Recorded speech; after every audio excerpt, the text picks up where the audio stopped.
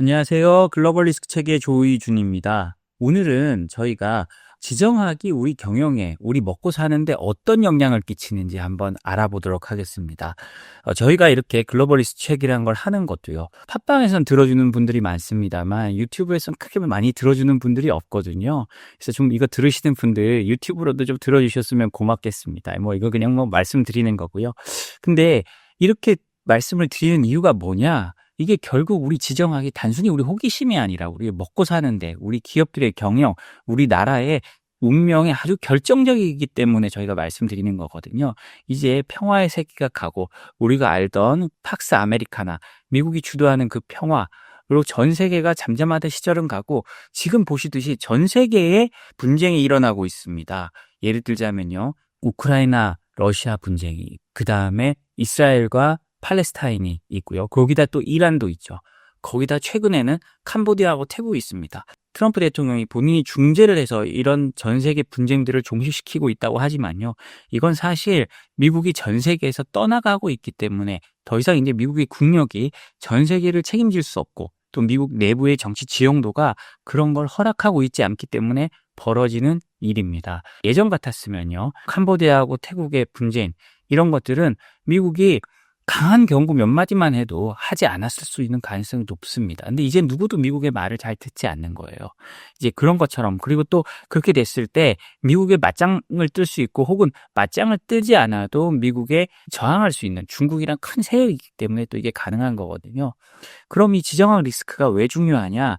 지금 우리 기업들의 생존 그리고 우리 기업들의 흑자, 적자 많은 부분을 이 지정학 그리고 국제정치 그리고 특히 미국 정치가 오히려 결정하고 있기 때문입니다.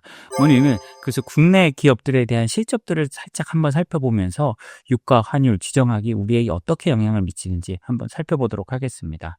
지난 25일 발표됐는데요. S-오일 문제입니다. S-오일이 지난 2분기에도 적자를 기록했다고 하는데요. 얼마를 적자를 기록했냐? 올 2분기 연결 매출 기준 8조 485억 원을 올렸는데 영업 손실은 3,440억 원을 기록했다고 합니다.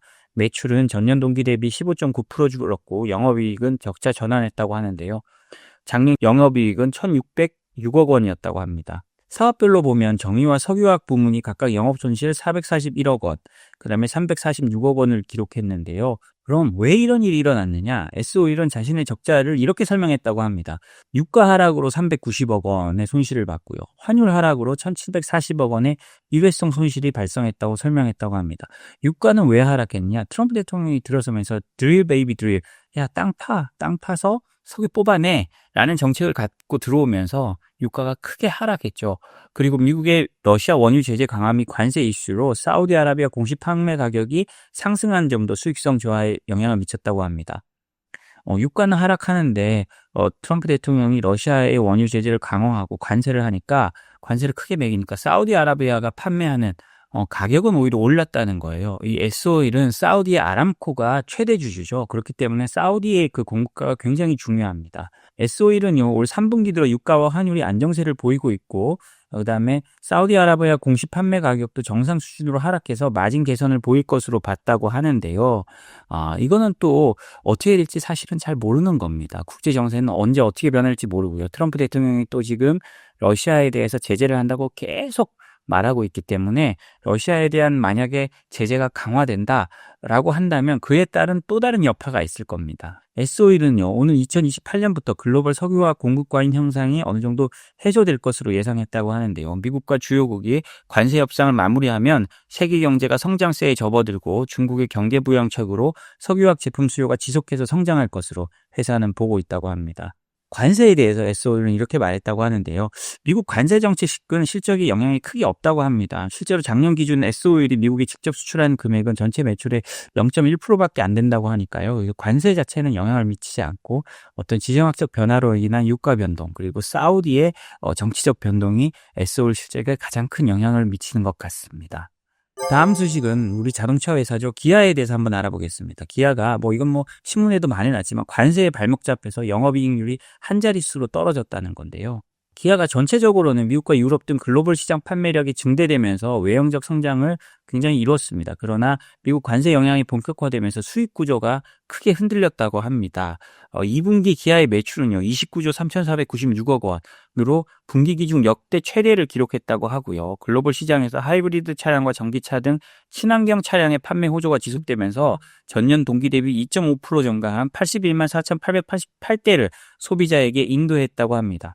그런데 영업이익은요, 24.1% 줄어든 2조 7,648억 원이라는데요. 미국 관세에 따른 손실이 7,860억 원으로 집계됐다고 합니다. 영업이익률도 11분기 만에 두 자릿수가 깨진 9.4%를 기록했다는 거 하는데요. 이런 걸 보면 참 관세가 굉장히 큰 문제죠. 트럼프 대통령이 매긴다는 관세 때문에 우리 기아가 직접적인 영향을 받고 있고 아마도 미국에 수출하는 대부분의 업체가 그럴 건데요. 기아는 그럼 이걸 어떻게 하느냐? 기아는요, 미국에 생산한 물건은 미국이 최대한 팔겠다는 전략입니다.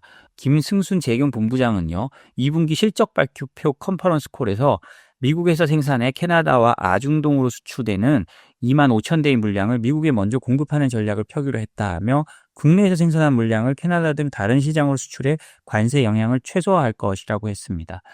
그러니까 뭐 미국에서 생산한 건 미국에서 팔고 그다음에 국내에 생산한 거 캐나다 등 다른 나라로 아중동으로 수출하든지 뭐 이렇게 해서 관세 영향을 해서 이제 생산을 최대한 조절한다는 거죠. 그런데도 차값 인센티브는 별로 하지 않겠다고 말을 했다고 합니다. 왜 그러냐면 미국에서 생산한 차종의 부품에 대한 관세 환급이 있다고 해요. 그러니까 거기서 해서 관세 환급을 받고 하면 실제로 관세를 내고 들어가더라도 상당 부분 어느 정도 벌충이 된다는 거거든요. 그래서 이를 통해 25에서 30% 가까운 관세를 만회하는 방안을 가져갈 수 있다고 언급했다고 합니다. 이렇게 생각을 해보면 우리가 이제 한미가 지금 관세 협상 중인데 이 관세 협상이 좀 긍정적으로 일본이나 뭐 유럽 수준으로 나온다면 우리가 이제 부품을 생산하고 하면서 관세 환급을 받고 이런 부분까지 다 따져보면 실제적으로 피해를 최소화할 수 있는 그런 방안이 있는 것으로 보입니다. 지정학적 문제와 우리 기업들에게 실적이 어떻게 영향을 미치는지를 한번 봤는데요. 트럼프 대통령이 또 약간의 변덕을 부리기 시작했습니다. 트럼프 대통령이 러시아에 대해서 50일 이내에 휴전하지 않으면 관세를 100% 매기고 그 주변국들, 러시아와 거래하는 국가들에 대해서도 관세를 매기겠다고 했잖아요. 그런데 트럼프 대통령이 50일 내에 휴전하라고 했던 시한을 10에서 12일로 줄이겠다고 말을 했습니다. 트럼프 대통령은 28일에요. 러시아에 부과하기로 한 고강도 관세 제재 유예 기간인 50일 시한을 단축하겠다고 밝혔습니다. 그는 우크라이나 전쟁이 계속 이어지고 푸틴 대통령의 공격이 계속된 데에 대한 실망감을 드러내면서 관세 유예 시간을 10에서 12일로 줄일 예정임을 시사했다고 합니다. 트럼프 대통령은요, 지금 스코틀랜드를 방문 중이잖아요. 그 스코틀랜드의 골프장에서 열린 기자회견에서 러시아의 우크라이나 공격을 언급하면서 매우 실망했다고 합니다. 그러면서 우리는 여러 차례 해결을 시도했지만 진전이 없었다면서 50일 기다릴 이유가 없다. 관대하게 접근하고 싶지만 러시아 측에서는 아무런 변화를 보이지 않는다고 말하면서 실질적 행동을 예고했다고 합니다. 그리고 여기서 제일 중요한 거는요. 러시아와 교역하는 국가에 대해서도 이 100% 관세를 매기는 2차 관세가 포함되어 있다는 건데요. 처음에 이게 발표될 때만 해도 2차 관세 얘기를 안 했었거든요. 트럼프 대통령이. 그래서 이게 무슨 효과가 있을까라고 했습니다. 그런데 이게 2차 관세가 된다라고 하면서 이게 상당한 효과를 가지게 되는데요. 이미 인도 같은 나라가 러시아 원유의 가장 큰 수입국 중 하나인데 인도가 그 원유 수입을 이제 다른 나라로 옮기기 위해서 이미 급하게 알아보고 있는 중이거든요. 트럼프 대통령은 지난 14일 마크 리터 나토 사무총장과의 회담에서 50일 이내에 우크라이나 전쟁 종전이 이루어지지 않을 경우 러시아에 혹독한 관세를 부과하고 러시아와 무역하는 모든 국가에게도 최대 100%의 추가 관세를 부과하겠다고 이미 공언을 했습니다. 그러면서 푸틴에 대해서도 굉장히 실망감을 표시했는데요. 저는 이게 트럼프 대통령의 작전이라고 생각을 합니다. 푸틴에게 강공을 펼치기 위한 빌드업 과정이 좀 있었다고 보는데요. 왜냐하면 트럼프 대통령이 이 협상이나 어떤 국제 관계 그리고 뭐 밀고 당기기에 인생의 대부분을 거기에 투자해온 사람인데 푸틴의 진위를 몰랐을까? 저는 그렇게 생각하지는 않습니다. 이제 봐줄 만큼 봐줬으니 내가 할 수 있다라는 걸 이제 보여주는 것 같은데요. 트럼프는요, 푸틴 대통령과의 개인적 관계에 대해서는 여전히 존중과 배려가 있었다면서도 그와의 대화에는 더 이상 관심이 없다라고 했습니다. 좋은 대화를 나눴지만 다음 날 밤에 미사일이 마을을 공격하고 요양원을 마쳤다면서 푸틴 대통령의 태도에 강한 유감을 표명했는데요. 이제 더 이상 봐줄 이유가 없다는 겁니다. 그러니까요. 트럼프 대통령이 푸틴에 대해서 강한 압박을 시작할 수 있다는 어떤 그런 명분 쌓기에서 이제 명분을 다 쌓았다라고 트럼프 대통령이 말하고 있는 것 같습니다. 마지막으로요, 나이지리아 소식을 하나 알려드리겠습니다. 나이지리아는 우리에게 큰 영향을 미치는 나라는 아니지만요, 이 세상의 변화를 아주 극적으로 지금 요새 보여주고 있습니다. 나이지리아가요, 암호화폐를 정말 강력하게 단속하던 나라였거든요. 자금 세탁이나 이런 문제가 있고, 워낙 또 부패가 아프리카에 심하기 때문에 암호화폐에 알레르기 반응을 보였는데요. 최근에는 우리가 암호화폐의 허브가 되겠다, 스테이블 코인의 허브가 되겠다라고 규제 전환을 선언했습니다. 이 소식을 한번 살펴보면요. 나이지리아 증권거래위원회의 에모모티미 아가마 위원장은요, 지난 24일 라고스에서 열린 나이지리아 스테이블 코인 서밋에서요, 나이지리아가 스테이블 코인 산업에 대해 개방적인 자세를 취하고 있다고 언급했다고 현지 언론 더 케이블이 보도했다고 합니다. 이 나이지리아가 이렇게 말하는 게 왜 달라지냐면요, 나이지리아 정부는 지난해 바이낸스를 포함한 여러 암호화폐 기업들에 대한 단속을 했고요. 그래서 당시에 바이낸스 임원을 나이지리아에 억류하기로 했습니다. 이게 국제적으로 굉장히 큰 문제가 됐었고요. 사실 이 사람을 왜 억류하느냐가 이게 국제적으로 큰 문제가 됐었고요. 이게 암호화폐 산업이 어떻게 발전되느냐라는 데 대해서 어떤 시금석으로 여겨졌습니다. 그랬던 나이지리아가요, 우리가 암호화폐를 적극 받아들이겠다라고 변한 겁니다. 저희가 지금 컨설팅을 하러 다니다 보면요, 특히 정부 쪽 분들을 만나보면 고민이 있더라고요. 근데 중소기업들이 아프리카에로 수출하고 나면 대금을 스테이블 코인으로 받을 수 있겠느냐라고 묻는 게 굉장히 많은데, 본인들이 어떻게 대답해야 될지를 모르겠다는 거예요. 외환관리법이나 이런 거에 따르면 스테이블 코인으로 받지 않는 게 더 좋은데, 그렇다고 그쪽에서 우리 중소기업들이 수출하고 아주 확실하게 대금 수령 방법이 있는데 그거를 열어주지 않을 것인가 라는 그런 현실적인 어려움을 토로하는 분들이 계셨습니다. 예, 이런 걸 보면 이미 아프리카에서는요, 환전이나 송금이나 이런 게 굉장히 기존 시스템으로는 불편하다 보니까 이 스테이블 코인이 굉장히 광범위하게 쓰이고 있는 걸 알 수 있는데요. 아가마 나이지리아 SEC 위원장은요, 나이지리아는 스테이블 코인 사업에 열려 있다. 단 사업을 보호하고 국민에게 힘을 실어주는 조건에서라고 밝혔습니다.